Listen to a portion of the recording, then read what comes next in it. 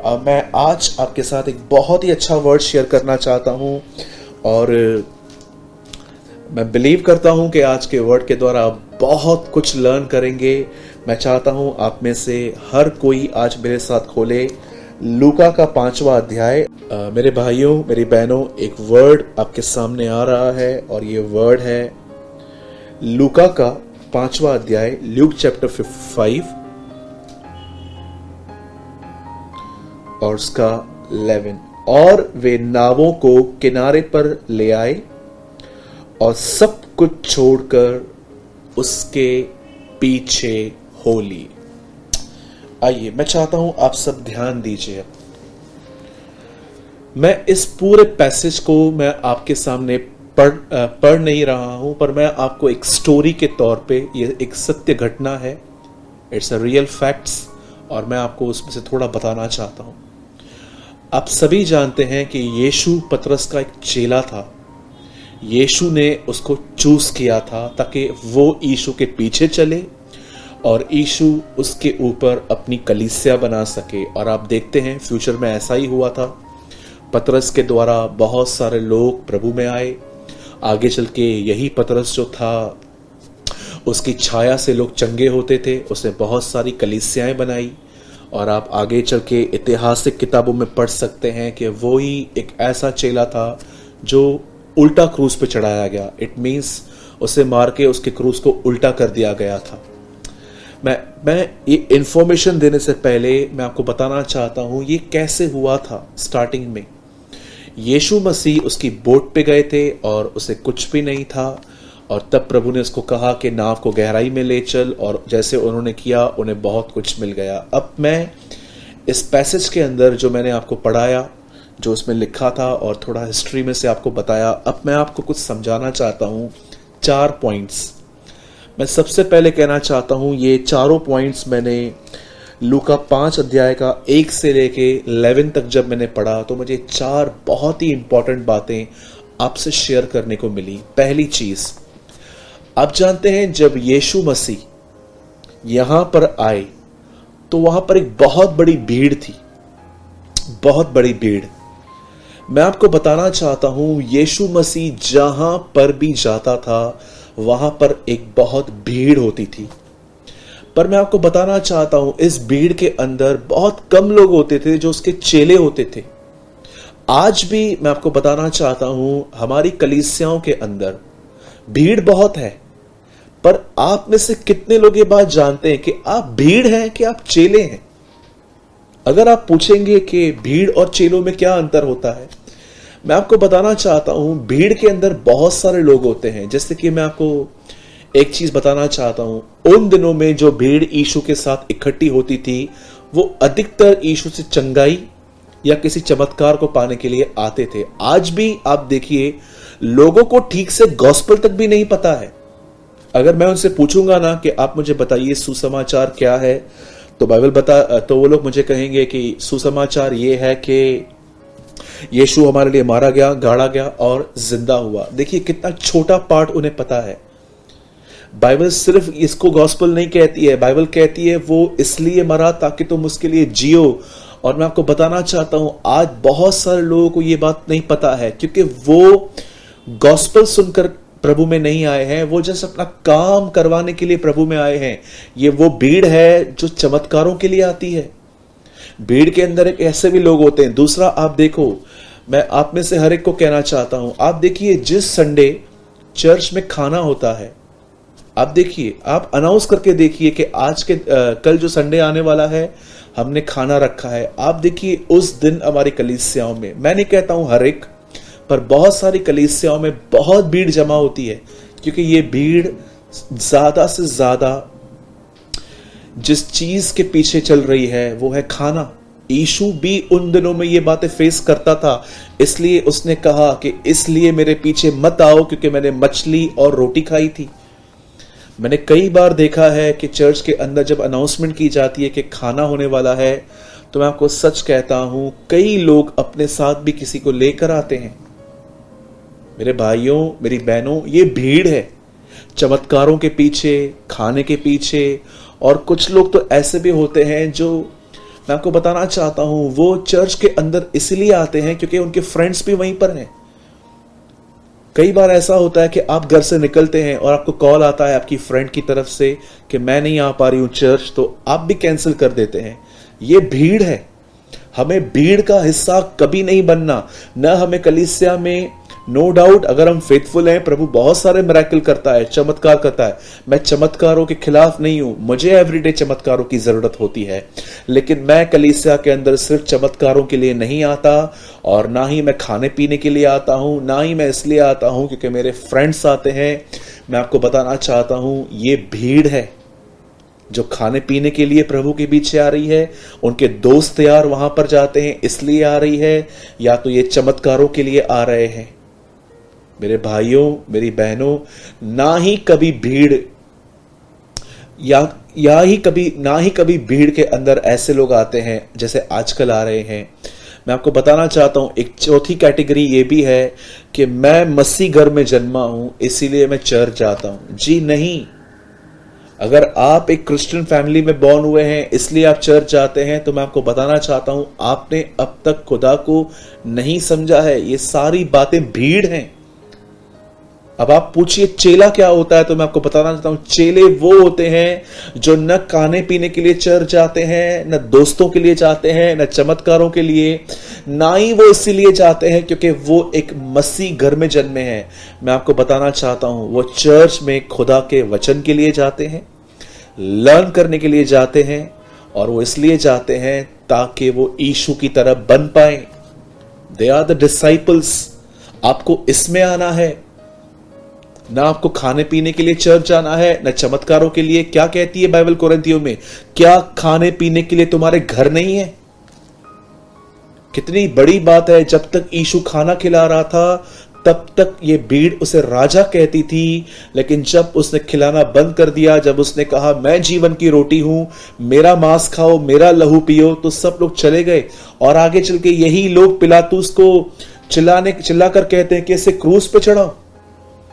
मेरे भाइयों, मेरी बहनों, यीशु के पीछे भीड़ चलती थी और इन भीड़ में इस तरह के लोग होते थे। लेकिन मैं आपको बताना चाहता हूं एक दिन ऐसा हुआ जब यीशु ने हर एक को कहा कि मेरा मांस और मेरा लहू खाओ पियो, तब वो लोग चले गए। यीशु फिजिकल मांस और लहू की बात नहीं कर रहा था, वो समझा रहा था। और आज हम जानते हैं कि ये प्रभु भोज था, लॉर्ड्स ब्रेड थी।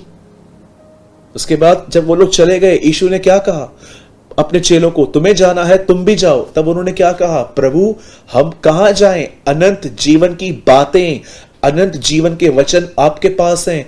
क्यों चेले ठहरे? क्योंकि उनको वचन चाहिए था। आज आप अपने आप से पूछिए, कहीं ऐसा तो नहीं कि आप जब चर्च में रहते हैं या आप जब किसी को यूट्यूब पे सुनते हैं उस टाइम पे भी आपका सेलफोन चालू रहता है? आजकल ये है, बहुत सारी चर्चेस के अंदर आप देखिए लोग चलती हुई मीटिंग में सेलफोन यूज करते हैं, चैट करते हैं। मुझे समझ में नहीं आता है कि अगर इनको यही सब चर्च में करना है तो ये चर्च में आते क्यों हैं? घर पे बैठे हैं इससे अच्छा। क्यों दूसरे का माइंड भी डिस्टर्ब करते हैं? ऐसे ना करें। Church is a house of God and you respect your Lord. The Bible says जो परमेश्वर की कलीसिया है वो उसका घर है और आपको वहां पर खुदा को आदर देना चाहिए। आजकल बहुत सारी बहनें चर्च के अंदर भी ऐसे कपड़े पहन के जाती हैं जैसे कि स्कर्ट्स या तो कुछ ऐसे खुले से कपड़े। मेरी बहनों, आपको चर्च के अंदर इस तरह के कपड़े, इवन मैं तो कहता हूं आप हमेशा सिंपल रहिए। आपकी सिंपलिसिटी ही आपकी खूबसूरती है। और बहुत सारे भाई लोग, बहुत सारी बहनें मैंने देखा है चर्च चलते हुए भी वो अपने सेलफोन को यूज करते हैं। मैं आपको बताना चाहता हूं आप चेले नहीं हो, आप सिर्फ एक भीड़ का हिस्सा हो। मेरे भाइयों, मेरी बहनों, भीड़ से बाहर आओ। यही भीड़ जो यीशु के पीछे चल रही थी, जानते हो क्या हुआ? बाइबल बताती है कि एक दिन यीशु पहाड़ पे गए, वहां पर सिर्फ चेले आए, भीड़ नीचे खड़ी थी। भीड़ वो होती है जो कंफर्ट जोन में जीती है, लेकिन चेले ऐसे नहीं होते। चेले वहां जाते हैं जहां यीशु जाता है। इसका मतलब था भीड़, पब्लिक, मल्टीट्यूड। और हमें भीड़ में नहीं आना है, हमें चेलों में आना है। पहली चीज, जब यीशु पतरस की नाव पर गए, वहां पर बहुत सारी भीड़ थी, और मैंने आपको बताया भीड़ क्या थी, किस तरह थी। सेकंड थिंग, जब यीशु वहां पर गया तो बाइबल बताती है उसने झील के किनारे दो खाली नावें देखी, 2 एम्प्टी बोट्स, और यीशु ने एक बहुत अच्छी बात देखी कि वो दोनों एम्प्टी हैं। आप जानते हैं परमेश्वर को एक खाली जीवन की जरूरत है जिसमें रहकर वो अपना काम करे। याद रखिएगा, आप में से कुछ लोगों को अगर लगता है कि आप बहुत ज्यादा क्वालिटी से भर जाओगे तो खुदा आपका यूज करेगा, तो आप गलत हो। मुझे आज से बहुत साल पहले एक आदमी ने कहा कि आप हमारे बाइबल कॉलेज में आइए, स्टडी कीजिए, उसके बाद आप अपने चर्च में सिखाइए।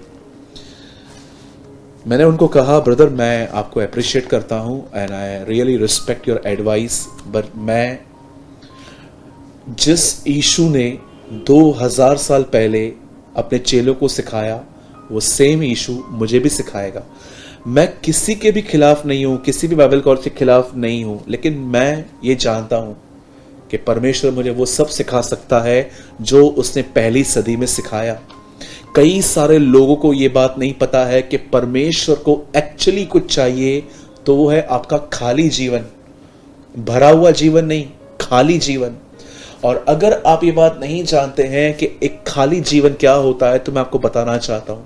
हर दिन, एवरी सिंगल डे, हम जानते हैं कि प्रभु के सामने अपनी बुराइयां हमें बतानी है, और हम बताते भी हैं, प्रभु मैं अधिक बोलता हूं, मैं झूठ बोलता हूं, मैं व्यर्थ बोलता हूं, मैं गलत बोलता हूं, मैं दोष लगाता हूं। हम सब अपनी कमजोरियां मान लेते हैं, पर आप में से कितने लोग हैं यहां पर, आप न केवल अपनी कमजोरियां, लेकिन परमेश्वर ने आपको बचपन से जिन चीजों में होशियार रखा है, आपने देखा होगा कुछ लोग मैथमेटिक्स में बहुत आगे होते हैं, कुछ लोग इंग्लिश बोलने में बहुत आगे होते हैं, कुछ लोग घंटों का काम सेकंड्स में कर लेते हैं। परमेश्वर ने आपको अगर इंटेलिजेंट बनाया है, तो मैं आपको बताना चाहता हूं, अपनी इंटेलिजेंसी भी खुदा के सामने रखिए कि प्रभु मैं अपने आप को खाली करता हूं, मैं कोई बोल्ड नहीं हूं, मैं कोई ये नहीं हूं, मैं वो कोई नहीं हूं, मैं सिंपली खुदा, मैं आपका बेटा हूं। मैं आपको बताता हूं, जब आप अपने आप को खाली करोगे, अपनी बुराइयों को खुदा के सामने रखोगे, अपनी अच्छाइयों को खुदा के सामने रखोगे, तो मैं आपको बताना चाहता हूं, उसी समय आप प्रभु के लिए एक ऐसी बोट बन जाते हैं जो बिल्कुल खाली होते हैं। आजकल बहुत सारे जो लोग हैं ना, सिर्फ प्रभु को ये कहते हैं, यूज मी, मेरा इस्तेमाल कर, मेरा अभिषेक कर। पर कितने लोग हैं ऐसे कि पास्ट में आपने जो कुछ किया और उसमें से आपको सक्सेस मिली, वो सक्सेस भी आप प्रभु के पैरों पे रखते हैं। प्रकाशित वाक्य कहां पूरा होता है? लिखा है, उन प्राचीनों ने अपने मुकुट उसके पैरों पे रखे। बहनों की शोभा उनके बालों में होती है। एक बहन यीशु से मिलने आई और अपने बालों से उसके पांव पोंछने लगी। उस बहन ने अपनी इज्जत उसके पैरों पर रखी। प्राचीनों ने अपने मुकुट उनके पैरों पर रखे। मेरे भाइयों, मेरी बहनों, याद रखिए, आपको सिर्फ बुरी बातों से नहीं, आपको अपनी अच्छी बातों से भी खाली होना है। मैं कई बार सोचता था, प्रभु खाली होने का मतलब क्या है? तब मुझे लगता था खाली होने का मतलब है कि मेरे अंदर जो भी तकलीफें हैं, प्रॉब्लम्स हैं, पाप हैं, चिंताएं हैं, फ्रस्ट्रेट है, या मेरी अधूरी प्लानिंग्स हैं, मैं सब खुदा को बताऊं। लेकिन आपको पता है, कई बार आपको जब सक्सेस मिलती है और आप वो सक्सेस खुदा को नहीं देते, खुद लेते हैं, तो मैं आपको बताना चाहता हूं, आप स्लोली घमंडी बनते हैं। और याद रखिएगा, घमंडी और अभिषेक कभी एक साथ नहीं रह सकते। जब आप घमंड करेंगे तो आपके जीवन पर वह अभिषेक जो उसने दिया है वो नहीं रहेगा। पहली पॉइंट मैंने आपको बताई, भीड़ नहीं, चेले बनिए। सेकंड थिंग मैंने आपको बताई कि आप अपने आप को एवरी सिंगल डे खुदा के सामने एम्प्टी रखिए। और तीसरी बात अब जो मैं आपसे कह रहा हूं, यीशु ने भीड़ देखी, यीशु ने बोट देखी, और जैसे उसने बोट देखी, उसने पतरस से कहा, नाव को गहराई में ले चलो और अपने जाल डालो। अब सुनिए, आप जानते हैं पतरस एक मछुआरा था और यीशु एक कारपेंटर था।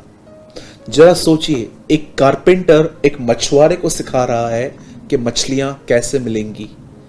आप जानते हैं पतरस के पास इन चीजों को, एटलीस्ट इन चीजों से निपटने के लिए बहुत विजडम थी। वो जानता था कि मछलियां रात को मिलती हैं और वो सारी रात मेहनत कर भी चुका था, जो उसने बताई कि हमने सारी रात मेहनत की। वो यीशु को बोल सकता था कि प्रभु आप क्या बोल रहे हैं, मुझे तो ऑलरेडी ये सब आता है। आप देखिए, कई बार जो लोग बहुत ज्यादा सयाने होते हैं, आप उनको कोई भी काम दीजिए, आपको वो कोई ना कोई टोंट मारेंगे कि अब आए हो हमें समझाने के लिए, हमने पूरी जिंदगी निकाल दी। कुछ लोग, भले कुछ लोग बोलते नहीं है, लेकिन बहुत बार आप उनके एक्शंस और एटीट्यूड में आप देखोगे को उनको बुरा लगता है कि अगर आप उनको कोई भी बात सिखाओगे तो। आप जानते हैं पतरस को जब यीशु ने कहा अपनी बोट को ले चल और नाव को गहराई में ले चल, तब पतरस ने सबसे अच्छा काम जानते क्या किया? उसने अपनी समझ का सहारा नहीं लिया। हम में से बहुत सारे जो लोग हैं, जब प्रॉब्लम को फेस करते हैं, हम सब कुछ जो है ट्राई करते हैं और हम नहीं निकलने के बाद हम किसी पास्टर के पास जाते हैं या हम प्रेयर करते हैं कि प्रभु तू कुछ रास्ता निकाल के दे। मेरे भाइयों, मेरी बहनों, याद रखिए, जहां फेथ चाहिए वहां फेथ रखो, जहां विजडम चाहिए वहां विजडम चलाओ। पतरस ने जब ये सुना कि यीशु मुझे कह रहा है नाव को गहराई में ले चल, तो बाइबल बताती है उसने प्रभु को क्या कहा? प्रभु मैंने सारी रात मेहनत की पर मैंने कुछ न पकड़ा, तो भी तेरे कहने से मैं जाल डालूंगा। इसे सिंपली कहते हैं परमेश्वर की मानना। और जैसे वो वहां पर गए, उन्हें इतनी मछलियां मिल गई कि लिखा है उन्होंने अपने साथियों को संकेत दिया, उनको बुलाया और लिखा है उन लोगों ने मिलकर उस जाल को खींचा। आप जानते हैं, अगर आपके जिंदगी में कोई भी कमी घटी है तो इसके लिए सोचना बंद कीजिए, परेशान होना बंद कीजिए। आप ये देखिए कि क्या आप खुदा के पीछे चल रहे हैं।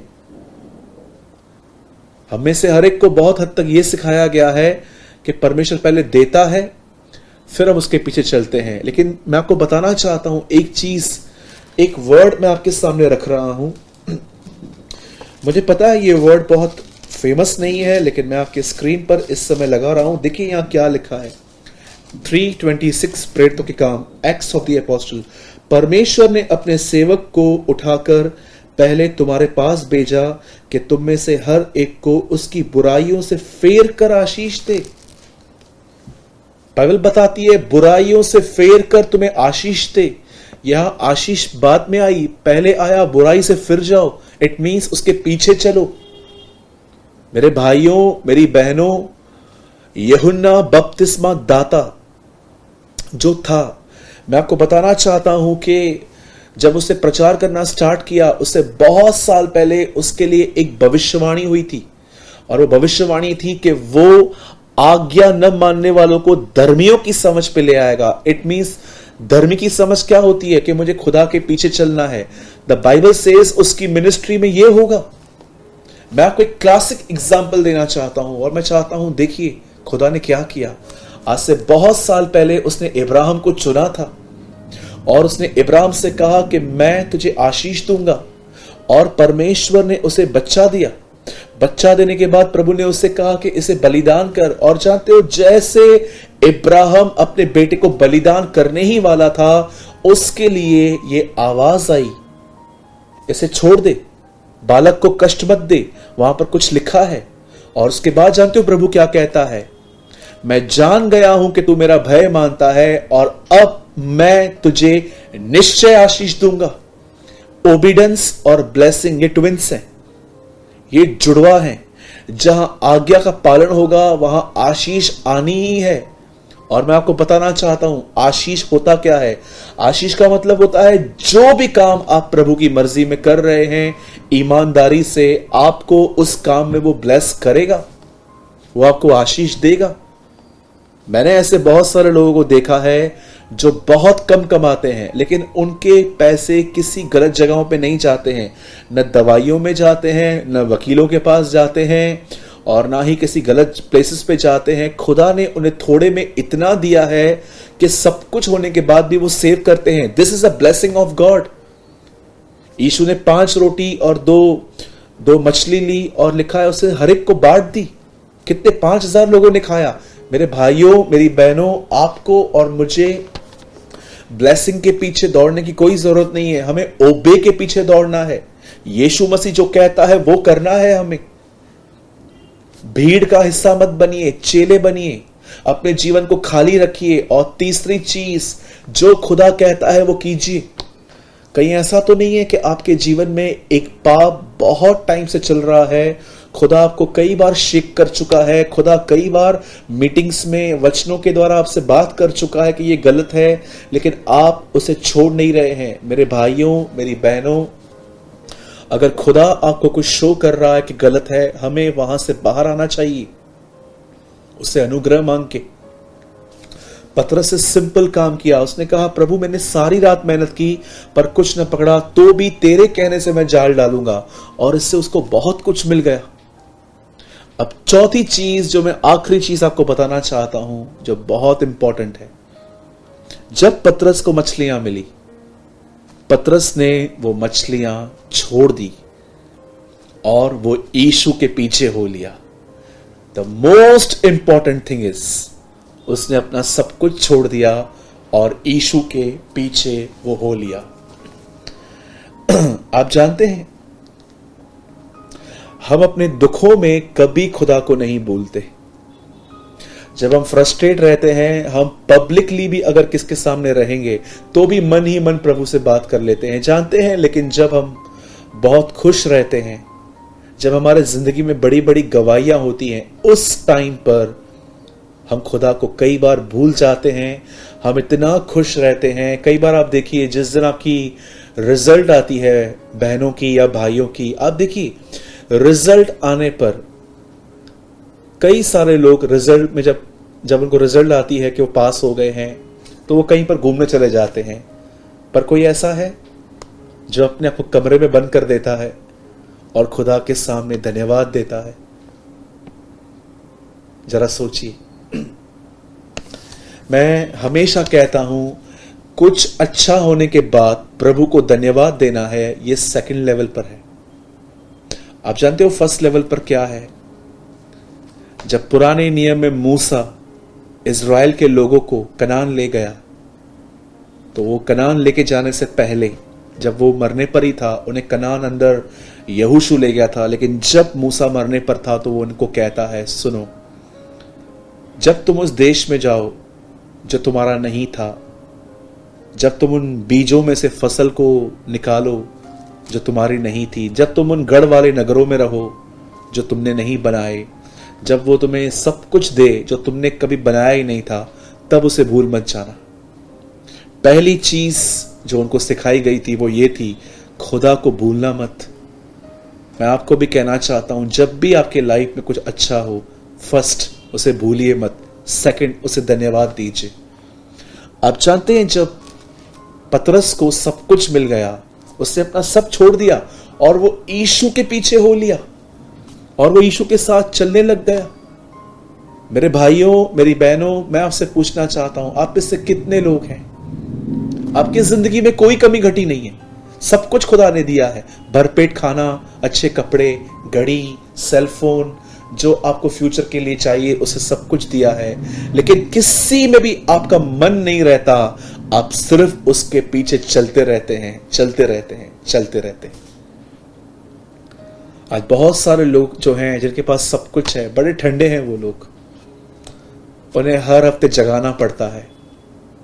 लेकिन कुछ लोग ऐसे रहते हैं जो बड़े दुखों में रहते हैं, उसके पीछे चलते रहते हैं। मैं आपको कहना चाहता हूं, चाहे आप अमीर ही क्यों न हैं, उसके पीछे चलते रहिए। पतरस ने अपना सब कुछ छोड़ दिया और बाइबल बताती है कि वो उसके पीछे हो लिया। जानते हैं पीछे हो लेने का मतलब क्या होता है? पीछे हो लेने का मतलब होता है उसकी तरफ देखना और उसकी तरफ बनना। और याद रखिएगा, पवित्र आत्मा भी आपको इसीलिए दिया गया है ताकि आप उसकी तरफ बन सके। जब यीशु कहता है मेरे पीछे हो लो, तो वो आपको ये नहीं कहता कि मेरी सेवकाई का पीछा करो, वो कहता है मेरे जीवन का पीछा करो, मेरी तरह बनो, क्योंकि पवित्र आत्मा उसने इसीलिए दिया है ताकि आप और मैं उसकी तरह बनते जाएं। काश शायद अगर हम वहां होते तो हम मछलियां लेके घर चले जाते, लेकिन पतरस मछलियां छोड़ के उसके पीछे हो लिया। आज बहुत सारे लोग हैं जिनके पास खुदा ने अच्छी प्रॉपर्टी दी है, अच्छे पैसे दिए हैं, परमेश्वर ने उनको बहुत अच्छे बिजनेस दिए हैं। क्या आपके लिए उससे बढ़कर यीशु मसीह है? जरा सोचिए, जरा सोचिए, क्या आपके जीवन में सब कुछ है? कहीं इसकी वजह से आप ठंडे तो नहीं पड़ गए हैं? क्या आप एक ऐसे बिलीवर हैं, ये सारी चीजें आपके लिए पीछे हैं, पहले है कि आप उसके पीछे चलते रहते हैं? मेरे भाइयों, मेरी बहनों, भीड़ मत बनिए, खाली हो जाइए, खुदा की बातों को मानिए। और लास्ट पॉइंट, जब भी आपके लाइफ में कुछ अच्छा भी हो तो भी उसके पीछे चलते रहिए। Let's pray.